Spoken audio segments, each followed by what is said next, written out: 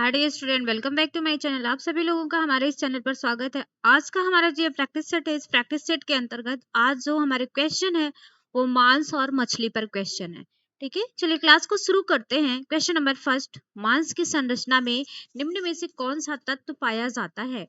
मांस की जो संरचना, जो स्ट्रक्चर बनती है, इसमें से कौन कौन सा तत्व उसमें उपस्थित होता है?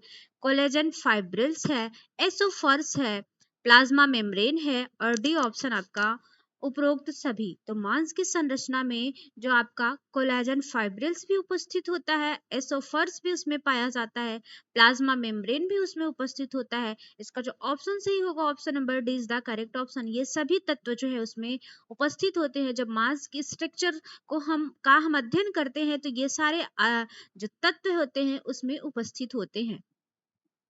मांस की अगर बात करें तो पशु का जो मांस होता है, इस पशु के मांस में आयरन, कॉपर एवं प्रोटीन जो है अच्छी खासी मात्रा में देखने के लिए मिलता है। मांस जो है पूर्ण प्रोटीन का सबसे अच्छा स्रोत होता है। सबसे ज्यादा हाई बायोलॉजिकल वैल्यू जो है वो मांस में उपस्थित होती है। चाहे वो किसी भी जानवर का मांस हो, उसमें प्रोटीन की अच्छी खासी मात्रा जो है वो देखने के लिए मिलती है। गाय का जो मांस है उसमें प्रोटीन की मात्रा सर्वाधिक होती है और जो सुअर का मांस होता है उसमें वसा की मात्रा जो है वो सर्वाधिक देखने के लिए मिलती है। Next question, question number second, कथन है, असर्शन है, छोटी आय के पशु में मांसल रेशे कम होते हैं परंतु संयोजक ऊतक अधिक होते हैं।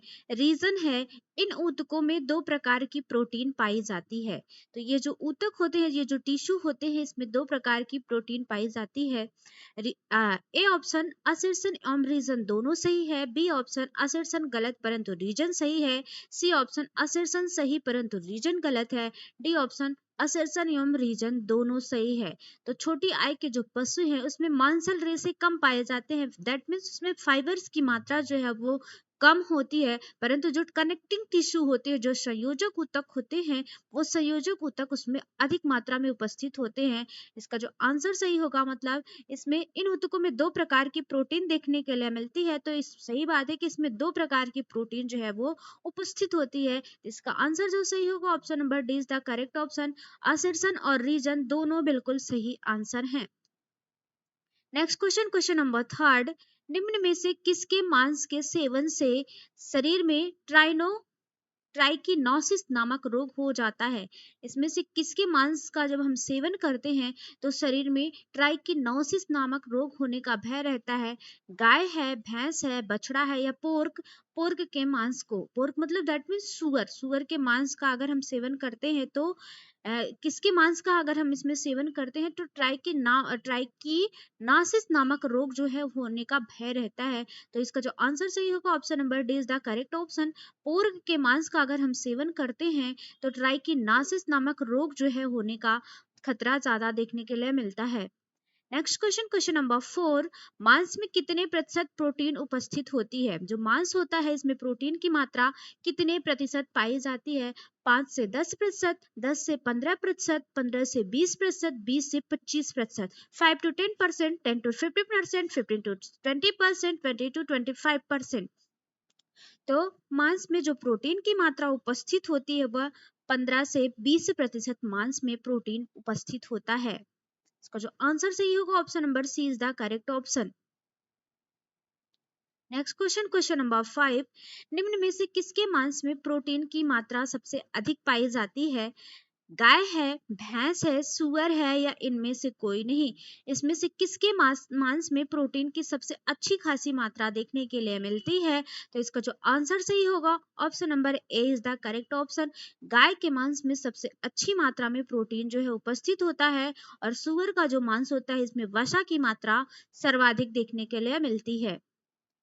नेक्स्ट क्वेश्चन, क्वेश्चन नंबर 6, मांस के बारे में निम्न में से असत्य कथन को छाटिए। इसमें से कौन सा कथन जो है वो मांस के बारे में असत्य है? मांस में उत्कृष्ट कोटि का प्रोटीन होता है। मांस में मांसपेशीय तरल होता है। सी ऑप्शन आपका, मांस में विद्यमान प्रोटीन का जैविकीय मूल्य अधिक होता है।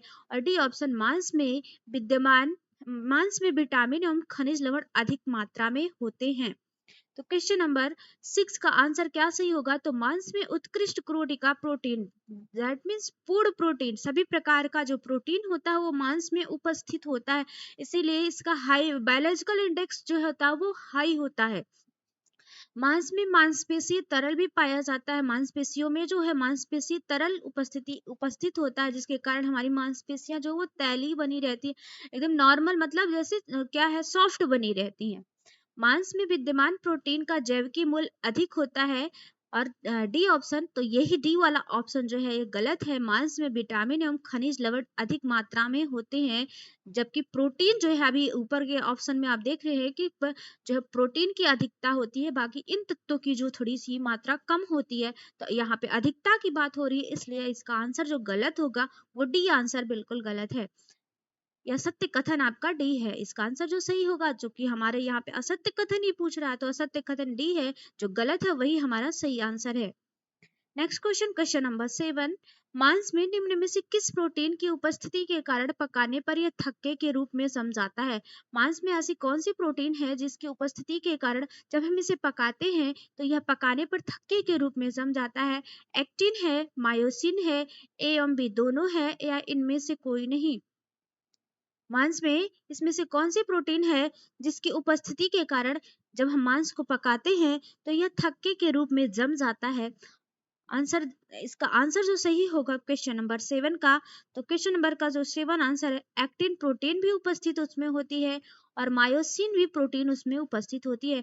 ये दोनों प्रोटीन उपस्थित होती है और इन्हीं दोनों प्रोटीन की उपस्थिति के कारण मांस को जब ताप के संपर्क में लाया जाता है तो यह थक्के के रूप में जम जाता है, क्लॉट कर जाता है। इसका आंसर जो सही होगा option number C is the correct option.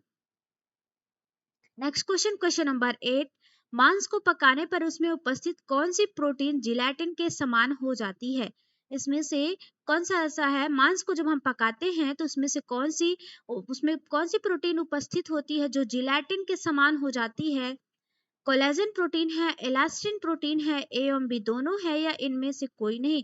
तो मांस को पकाने पर उसमें से कौन सी प्रोटीन जो है आपकी जिलेटिन के समान हो जाती है? तो यह जो प्रोटीन जिलेटिन के समान होने वाली प्रोटीन है वह आपकी कोलेजन प्रोटीन भी हो जाती है और इलास्टिन, इन दोनों प्रोटीन में परिवर्तन होता है, परिवर्तन इन दोनों प्रोटीन में देखने के लिए मिलता है। इसका जो ऑप्शन सही होगा option number C is the correct option. Collagen और इलास्टिन दोनों प्रोटीन जो है वो जिलेटिन के समान चेंज हो जाती है। नेक्स्ट क्वेश्चन,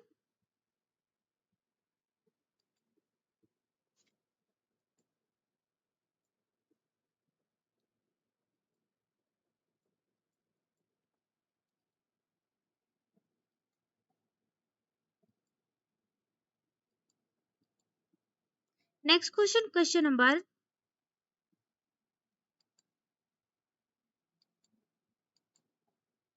9, मांस में वसा की मात्रा कितनी होती है? मांस में वसा की मात्रा कितनी होती है?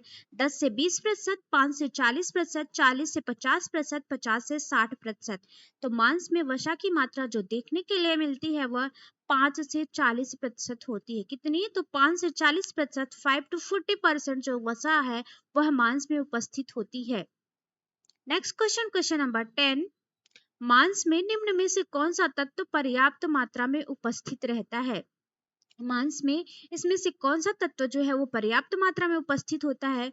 लोहा है, कैल्शियम है, मैग्नीशियम है, पोटेशियम है, सल्फर है, उपरोक्त सभी। तो क्वेश्चन नंबर 10 का आंसर करिएगा। क्वेश्चन नंबर 10 का जो आंसर सही होगा, मांस में निम्न में से कौन सा तत्व पर्याप्त मात्रा में उपस्थित होता है? तो मांस में जो आपका तत्व उपस्थित होता है वो लोहा, कैल्शियम, मैग्नीशियम, पोटेशियम, सल्फर और उपरोक्त सभी, ये सारे तत्व जो है वो हमारे मांस में प्रेजेंट होते हैं। कौन से तत्व? तो ये सारे तत्व जो है मांस में उपस्थित होते हैं। इसका जो आंसर सही होगा option number D is the correct option. Next question, question number 11, मांस में कौन से वशीय अम्ल होते हैं? मांस में वशीय अम्ल की बात हो रही है कि इसमें से कौन से फैटी एसिड जो है वो मांस में उपस्थित होते हैं? संतृप्त वशीय अम्ल पाया जाता है, असंतृप्त वशीय अम्ल पाया जाता है, ए एवं बी दोनों, या इनमें से कोई नहीं? तो मांस में जो अम्ल पाया जाता है वशीय अम्ल, जो फैटी एसिड उत्पन्न होता है वो फैटी एसिड आपका संतृप्त होता है। सैचुरेटेड फैटी एसिड जो है इसमें पाया जाता है मांस में, ये जो होता है, इसीलिए डेली मांस का यूज नहीं करना चाहिए, क्योंकि जो संतृप्त वसा होती है ये अपने सरलतम फॉर्म में बहुत देर से टूटती है, और जब ये देर से टूटती है तो इसका डाइजेशन भी देर से होता है, और जब देर से इसका डाइजेशन होगा तो इसका मतलब है कि कहीं ना कहीं हमारे शरीर के किसी अंग में जाकर ये स्टोर होगा, और जब अंग में स्टोर होता है तो जैसे हाई कोलेस्ट्रॉल का लेवल बढ़ना, इस प्रकार की जो बीमारियां हैं वो मोटापा हो गया, हाई कोलेस्ट्रॉल बढ़ना, इस प्रकार की जो बीमारियां हैं वो देखने के लिए मिलती हैं। इसका जो आंसर सही होगा option number A is the correct option. Next question, question number 12, मांस में निम्न में से किस विटामिन का अभाव होता है? मांस में इसमें से कौन सी विटामिन है जिसका अभाव देखने के लिए मिलता है? विटामिन ए है, विटामिन डी है, विटामिन के है, विटामिन सी है। तो मांस में इसमें से किस विटामिन का अभाव होता है? तो मांस में विटामिन सी का जो है अभाव देखने के लिए मिलता है। इसका जो ऑप्शन सही होगा option number D is the correct option. इन दोनों विटामिन सी जो है इसी का अभाव होता है। विटामिन सी का रासायनिक नाम एस्कॉर्बिक अम्ल होता है, इसी का जो है अभाव मांस में देखने के लिए मिलता है। नेक्स्ट क्वेश्चन, क्वेश्चन नंबर 13, मांस में निम्न में से कौन से नाइट्रोजन सत्व पाए जाते हैं? मांस में इसमें से कौन सा नाइट्रोजन सत्व जो है उपस्थित होता है? क्रिएटिनिन है, ए एवं बी दोनों है, इनमें से कोई नहीं। तो मांस में जो उपस्थित नाइट्रोजन सत्व है पाया जाता है, क्रिएटिन भी है और क्रिएटिनिन भी है, ये दोनों तत्व जो है इसमें उपस्थित होते हैं। और ये दोनों तत्व होते क्या है? तो नाइट्रोजन सत्व होते हैं। इसका जो आंसर सही होगा option number C is the correct option. और ये कब इन तत्वों का निर्माण कब होता है? तो जब प्रोटीन का चयापचय हो जाता है, दैट मीन्स प्रोटीन में जो मेटाबॉलिक प्रोसेस हो जाती है, तो मेटाबॉलिक प्रोसेस के उपरांत जो है इन तत्वों का निर्माण होता है। इसका जो आंसर सही होगा option number C is the correct option. Next question, question number 14, मांस में निम्न में से कौन से एंजाइम्स उपस्थित होते हैं? जो मांस होता है इसमें से कौन से एंजाइम इसमें पाया जाता है? प्रोटीओजेस है, हीमोग्लोबिन है, उपरोक्त दोनों है, या इनमें से कोई नहीं? तो मांस में इसमें से कौन सा एंजाइम जो है उपस्थित होता है देखने के लिए मिलता है?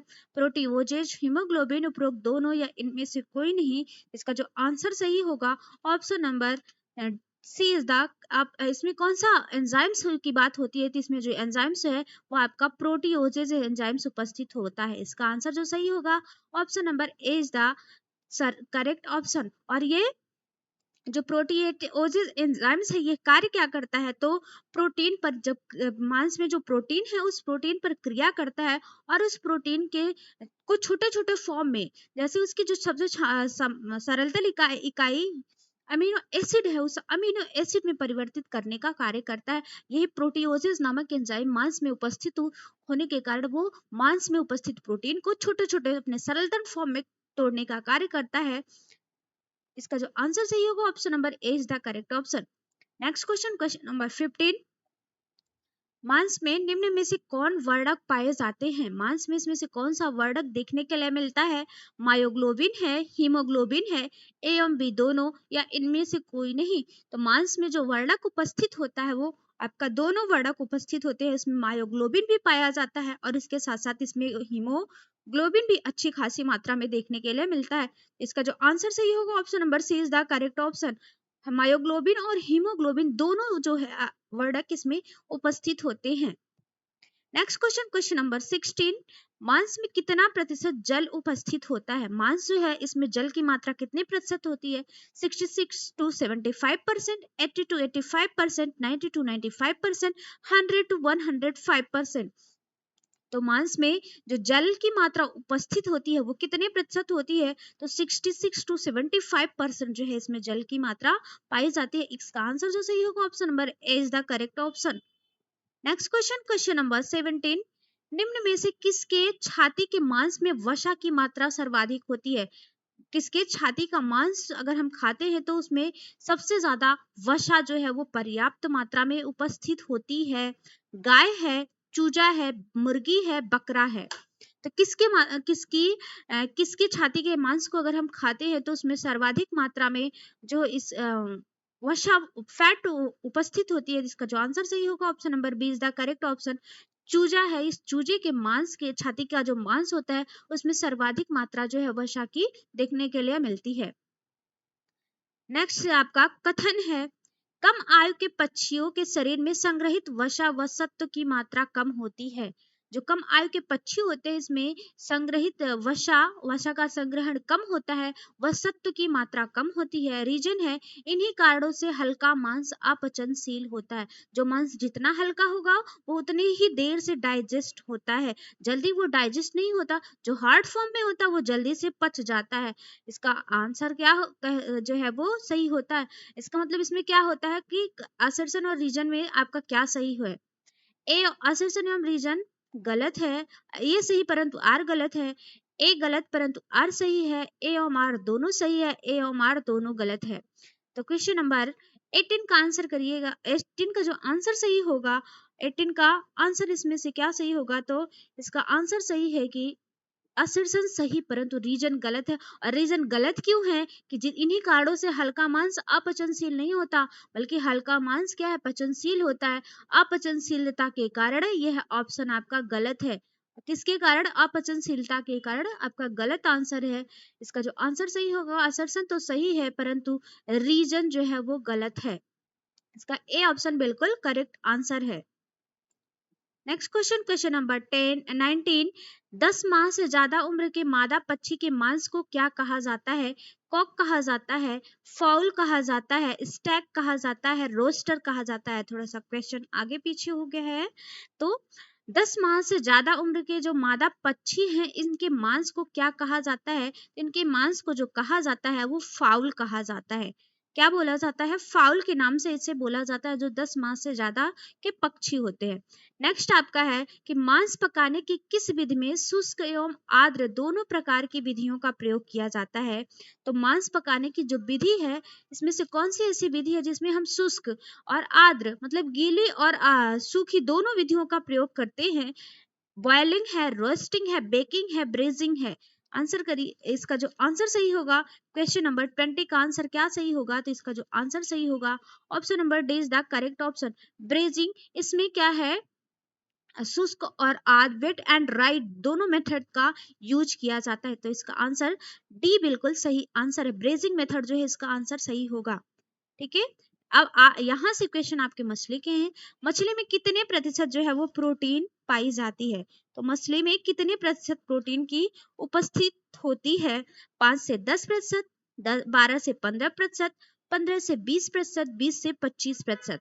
मछली में कितने प्रतिशत प्रोटीन पाई जाती है। तो मछली में जो प्रोटीन की मात्रा उपस्थित होती है वह 15 से 20% होती है। इसका जो आंसर सही होगा option number C is the correct option. Next question, question number 22, मछली के वसा में वशीय अम्लों के अतिरिक्त निम्न में से क्या उपस्थित रहता है। लैसिथिन है, वशीय अल्कोहल है, कोलेस्ट्रॉल है, उपरोक्त सभी है। क्वेश्चन नंबर 22 का आंसर जो सही होगा कि मछली के वसा में वशीय अम्लों के अतिरिक्त क्या पाया जाता है। तो लैसिथिन, वशीय अल्कोहल, कोलेस्ट्रॉल, डी ऑप्शन उपरोक्त सभी। इसका जो आंसर सही होगा option number D is the correct option, सभी जो है ये इसमें उपस्थित होते हैं। वशीय अम्लों में इसके सभी पाया जाता है, लेशिथिन भी पाया जाता है, वशीय अल्कोहल भी, और इसके साथ साथ इसमें कोलेस्ट्रॉल भी पाया जाता है। कथन है, कई मछलियों की यकृत का तेल विटामिन ए और डी से भरा पूरा होता है। कुछ मछलियां ऐसी होती है जिनके यकृत में विटामिन ए और डी पर्याप्त मात्रा में पाया जाता है। साल्मन, हैरिंग, सार्डिन मछलियों में विटामिन डी की मात्रा बहुत कम होती है। कौन कौन सी मछलियां हैं, जो साल्मन है, हैरिंग है और सार्डिन मछलियां हैं, इसमें विटामिन डी की मात्रा बहुत कम देखने के लिए मिलती है। ऑप्शन क्या है, असर्शन एवं रीजन दोनों सही है। असर्शन सही परंतु रीजन गलत है। असर्शन गलत परंतु रीजन सही है। असर्शन एवं रीजन दोनों गलत है। इसका आंसर जो सही होगा, क्वेश्चन नंबर 23 का आंसर क्या सही है, असर्शन तो सही है परंतु रीजन जो है वो गलत है। इसका आंसर जो सही होगा option number 20 the correct option. Assertion सही परंतु रीजन जो है वो कम नहीं बल्कि इसमें क्या है, अधिक मात्रा में पाई जाती हैं। सालमन, हैरिंग और सार्डिन मछलियों में जो विटामिन डी की प्रेजेंटिंग होती है ये काफी ज्यादा होती है, क्योंकि ये समुद्रों में पाई जाने वाली मछलियां हैं और समुद्रों से विटामिन डी का अच्छी खासा मात्रा जो है वो मिलती है। तो इन मछलियों में विटामिन डी की मात्रा जो अच्छी खासी देखने के लिए मिलती है। यहाँ पे कम की बात हो रही है, जबकि कम नहीं, अगर यहाँ पे अधिक होता तो इसका ऑप्शन बिल्कुल असर्शन और द रीजन तब दोनों सही होता, बट यहाँ पे कम की बात हो रही है इसलिए रीजन जो है वो बिल्कुल गलत है। क्वेश्चन नंबर 24, निम्न में से असत्य कथन को छाटिए। इसमें से मछली के बारे में कौन सा असत्य कथन है उसको छाटना है। मछलियों में मांस की अपेक्षा अधिक खनिज लवण होता है। मछलियां विटामिन ए एवं डी की उत्कृष्ट स्रोत होती हैं। ऑयस्टर मछली में तांबा और लोहा की प्रचुरता कम होती है। समुद्री मछलियों में आयोडीन अधिक मात्रा में उपस्थित होता है। तो असत्य कथन इसमें से छाटना है, कौन सा फॉल्स स्टेटमेंट्स है। मछलियों में मांस की अपेक्षा अधिक खनिज लवण होता है। मछलियां ए एवं डी की उत्कृष्ट स्रोत होती हैं। ऑयस्टर मछली में तांबा और लोहा की प्रचुरता कम रहती है। समुद्री मछलियों में आयोडीन अधिक मात्रा में उपस्थित होता है। तो इसका जो आंसर सही होगा option number B, C is the correct option. असत्य कथन है तो एस्टर में एस्टर मछली में इसमें तांबा और लोहा की प्रचुरता कम नहीं बल्कि इनकी प्रचुरता अधिक होती है। इसमें अधिक मात्रा में तांबा और लोहा जो है वो पाया जाता है। इसका जो ऑप्शन सही होगा option number C is the correct option. Next question, question number 25, मछली में मायोजिन कितना प्रतिशत उपस्थित रहता है। मायोजिन जो है वो मछली में कितना प्रतिशत पाया जाता है। 20 से 25%, 50 से 60%, 15 से 25%, 3 से 5%। मछली में मायोजिन जो है वो कितना प्रतिशत पाया जाता है। तो 20 से 25, 50 से 60, 15 से 25, 3 से 5%। क्वेश्चन नंबर 25 का जो आंसर सही होगा option number A is the correct option. कितने प्रतिशत, तो 20 से 25% जो मात्रा है वो देखने के लिए मिलती है। ठीक है, ये रहा हमारा आज का पूरा जो है वो ये रहा हमारा आज का पूरा जो है वो मछली पे और मांस पर पूरा टॉपिक। नेक्स्ट सेशन में नए टॉपिक के साथ फिर मिलेंगे, तब तक के लिए thank you so much for watching this video.